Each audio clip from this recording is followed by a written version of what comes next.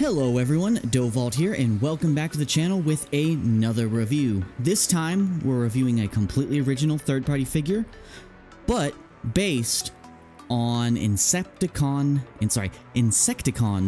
Shrapnel. Now, this is from Cang Toys, and I picked this up over at Show Z Store, not sponsored yet. So if you want to pick it up, it should still be available there. This is the first of the 3 figures they plan on releasing in their insect or bug squad line, because some of them are arachnids. But this is an amazing figure based on an old G1 classic done in a very stylized Cang Toys, Gundam aesthetic. So today we are looking at Cang Toys Trans-Age Blacanidea, or, Decepticon or Insecticon Shrapnel. So before we get started, let's take a quick look at this packaging. Now, it is kind of holographic, although you might not be able to see because my ring light's kind of being in the way.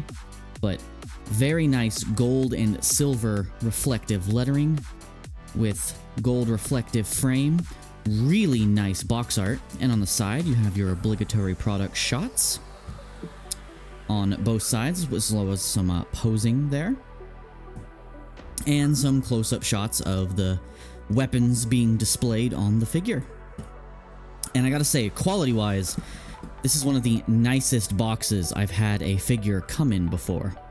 But without further ado, let's get him out of his cardboard prison, which is a nice experience as it just slides open. Also, don't know what this kanji, or the Chinese equivalent, means, but it's cool. And inside the box, you get him in this nice plastic clamshell that just slides right on out. And inside, of course, you get the figure, as well as the full color instructions, although I ended up not using these at all. I used 5-minute toys and Ming motion for this, because I'm not used to this type of instruction, and I find videos a better way to learn. Now, he also includes a playing card or collectible card, as most Cang Toys figures do. And it is also holographic. I do have this one sleeved because I like them, and they're super thick cardstock. And it's the exact same as the box art, with the trans-age and the figure number on the back. Now, as for the figure himself, let's get him out of this plastic prison. You have the main core figure. Oh, whoops. The main core figure. We try to keep it organic here with all the bloopers and everything. And then you get his 2 weapons. They are identical, but these also form part of the beast mode. So I don't really qualify it as parts forming, since these become the weapons. Now, let's take a quick look at the figure. Amazing, very Gundam-esque head sculpt with just the eyes visible, no mouth.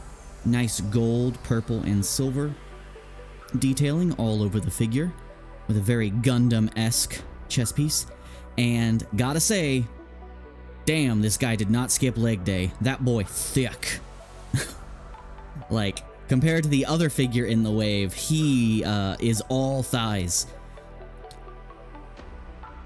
Yeah, very nicely detailed. Gold, silver, gunmetal accenting all over the figure. Nice, clean back here, with a very clean backpack. Now, the instructions and the box art does show this flipped around, but then you have exposed, plastic behind his head, and it kind of doesn't look as clean. So I like to keep it this way because it gives it a nice clean backpack look, and these tabs being right here behind the head kind of locks it in place so it doesn't move. So if this doesn't look like it does in the instructions when you get the figure, that's why. I just like it better that way. But your figure, display it as you wish.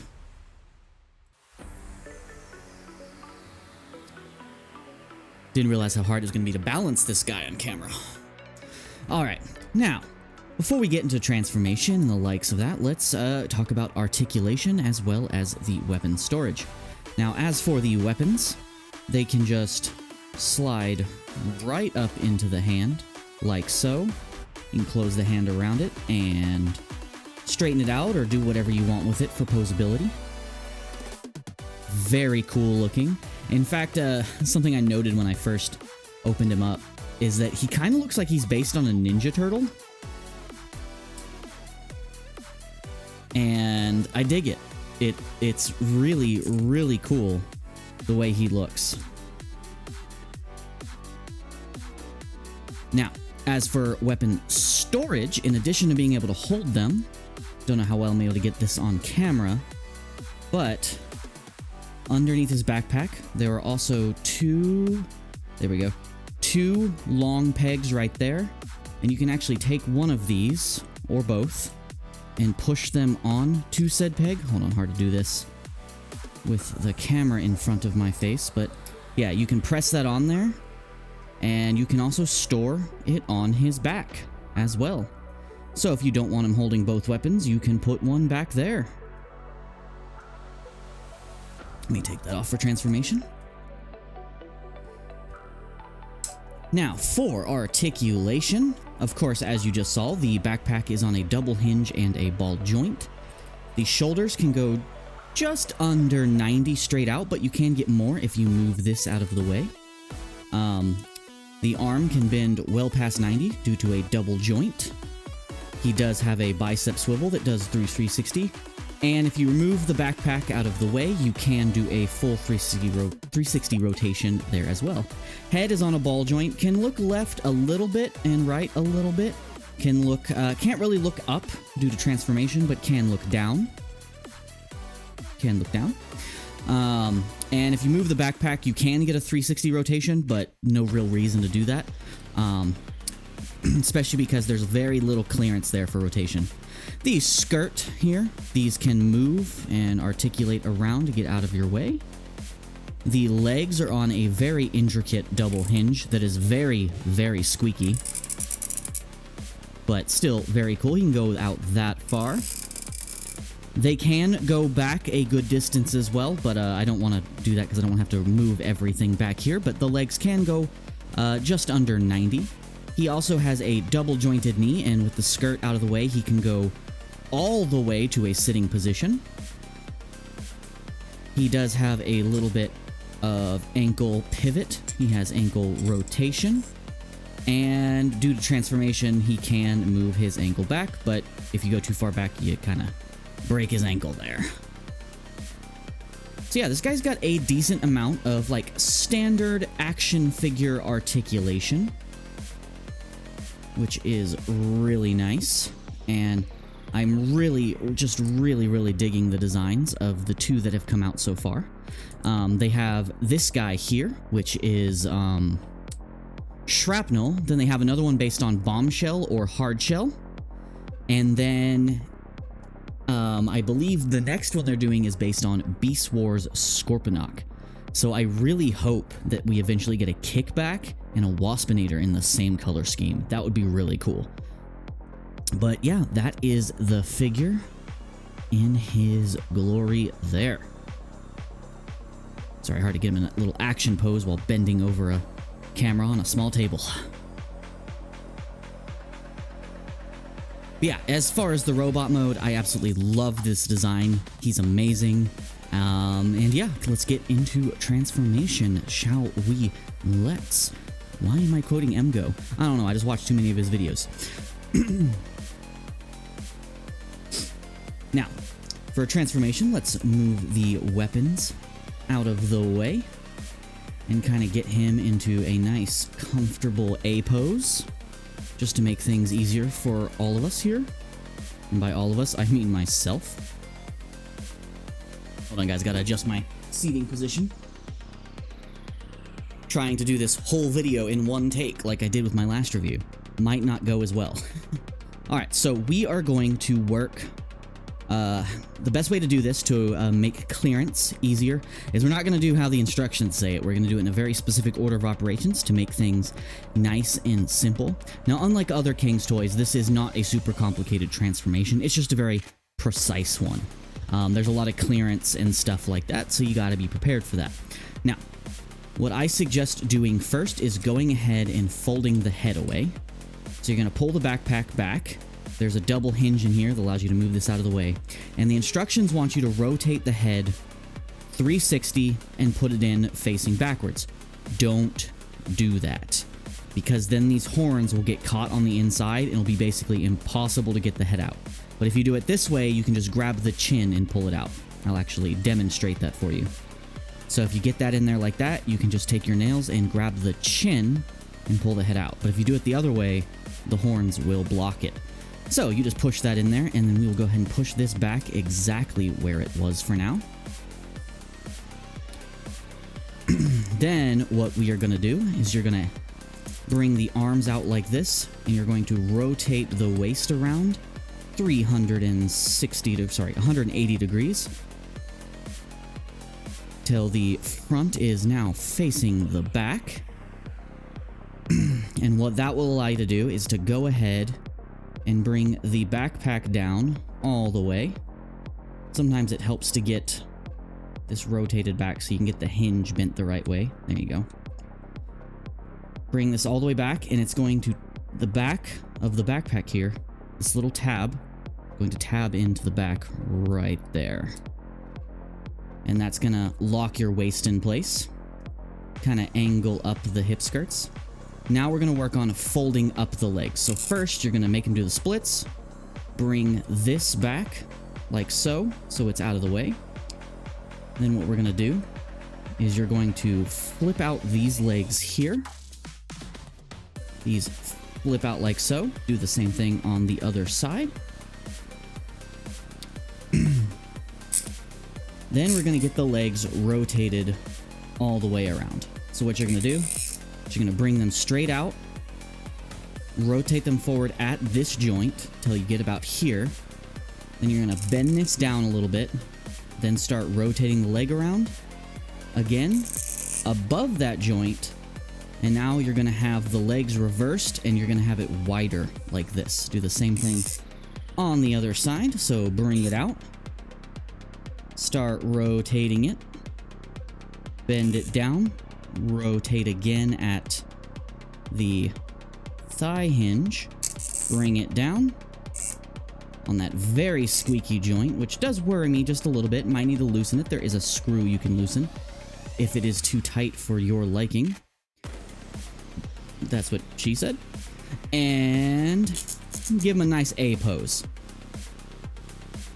And that is that step done. Then what you're going to do is you're going to bend the knee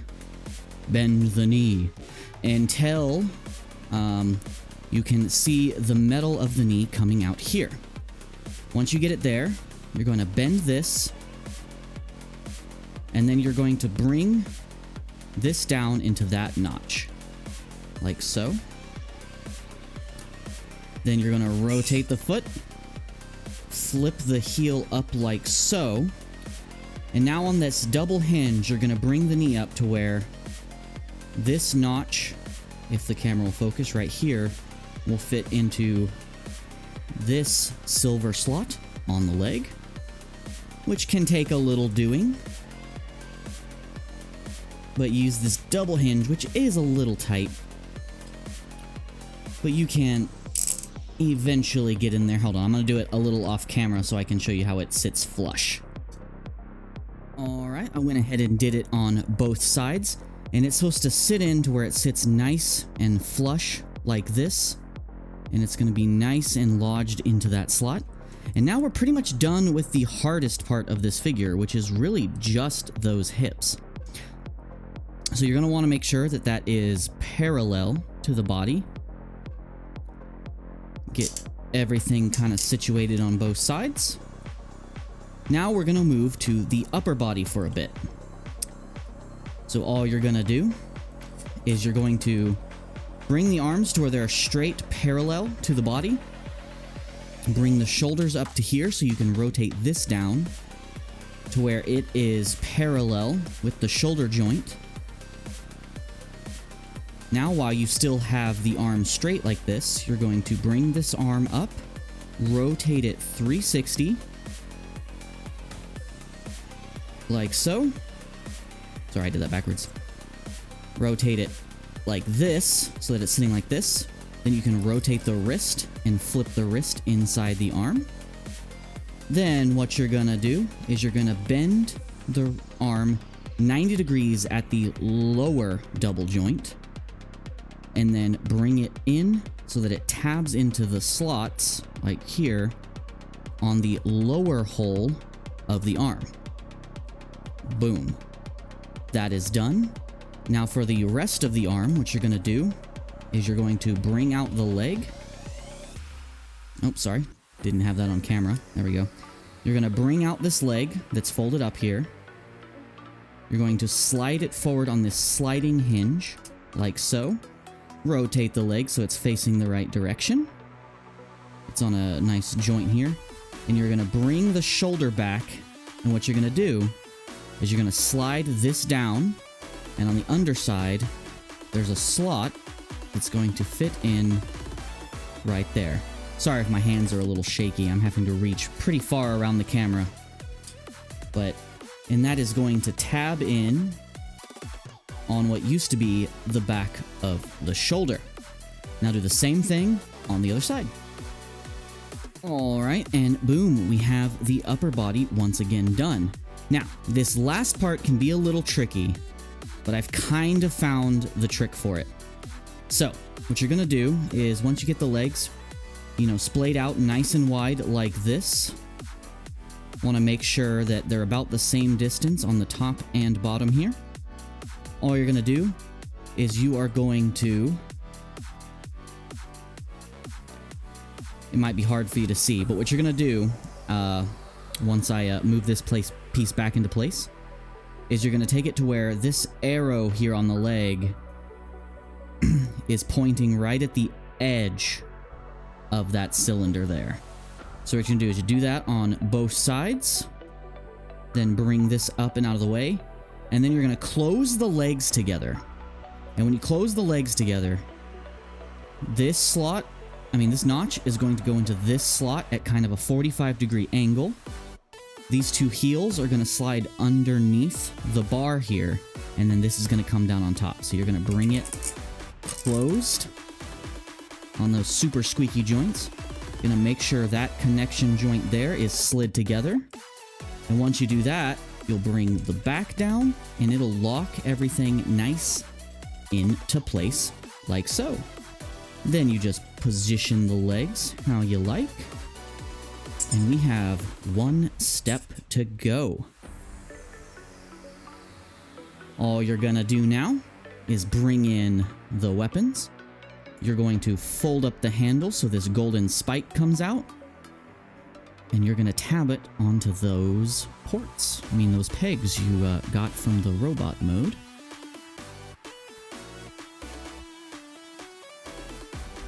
And there we go. We are done. That is Blacanidea in his full stag beetle robot mode. And that is a good looking alt mode, sorry, and a great looking beetle. Very, very clean transformation, not too complicated, although sorry if I had trouble getting that on camera and if my hands were super shaky. But yeah, super simple, amazing looking figure, great take on it, and I just love the detailing. That gold and silver really carries over quite well. This bot is very clean, and despite being like a visible robot on the bottom, that's actually not too inaccurate of how a bug on the bottom would look like. You would see all the bases of all the legs and joints, and so it kind of really just makes the robot kind of disappear. Now, for articulation in this mode, of course, all of the legs have various joints here. So you have a dedicated knee joint on every leg. This back one has a rotation joint here, as well as the hinge joint here, and a ball joint at the base. This one here doesn't have a ball joint, but it can move up, down, it can move back a little bit, as well as forward a good bit, and has that same knee joint and is on a swivel. The front is on a hinge swivel here. It's on a rotation joint here at the base, as well as a left and right hinge, and a knee joint. And the pinchers, of course, can open and close. But yeah, this is a great figure. Now, I did just realize I forgot to do some size comparison, but I will go ahead and tell you that this guy is exactly leader class scale, give or take. A little bit bigger, maybe closer to small MP or maybe large chug scale. But yeah, he is exactly leader class scale. Now, in robot mode, he stood the exact same height as a leader class figure. I just realized as I'm recording this that I forgot to do size comparisons. We'll make sure to do that much better in the next one, because I'll be bringing him in for the next review as we do his brother. Anyway, guys, so I hope you enjoyed this little mini review. Now, pardon if this was a little messy. I was trying to do it in one take. I think I did pretty good. I'm getting better at this. And if the camera looks a little different, it's because I went back to my old recording method, because I noticed the frame rate on the videos I was putting out was pretty bad. So I wanted to try it with the old setup again. But yeah, I hope you enjoyed this. This has been a rapid-fire review of Cang Toys, Trans-Age Blacanidea, also, as I like to call, Gundam Insecticon Shrapnel. And next time, we will be taking a look at